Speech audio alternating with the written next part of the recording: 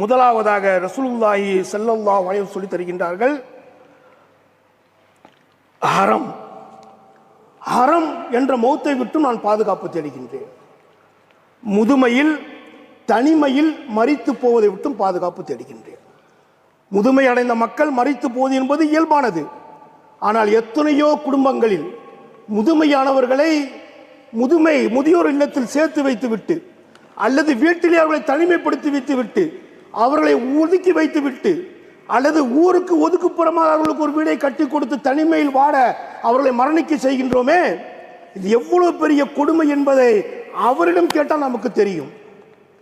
முதுமையில் தனியாக மரித்து போவதை விட்டும் நான் பாதுகாப்பு தேடுகிறேன் என்று இந்த துஆவை கேட்க வேண்டும் என்று நபிகள் பெருமானார் ஸல்லல்லாஹு அலைஹி சொல்லித் தருகின்றார்கள்.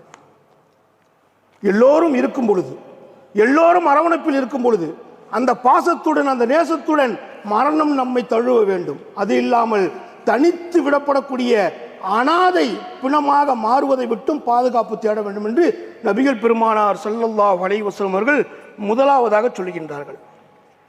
இதுவெல்லாம் நாம் பாதுகாப்பு தேடப்பட வேண்டிய மரணங்கள் என்று நபிகள் பெருமானார் ஸல்லல்லாஹு அலைஹி சொல்லி தருகின்றார்கள்.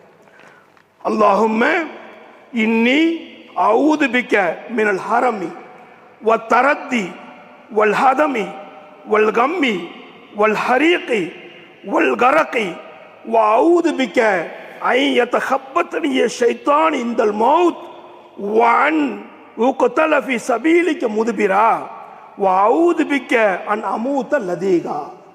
ரசூலுல்லாஹி ஸல்லல்லாஹு அலைஹி வஸல்லம் அவர்கள் 2 வரிகளில் இருக்கக்கூடிய 9 விதமான தீய மரணங்களை விட்டும் பாதுகாப்பு தேடுவதற்காக வேண்டி இந்த துஆவை நமக்கு கற்றுத் தந்திருக்கின்றார்கள்.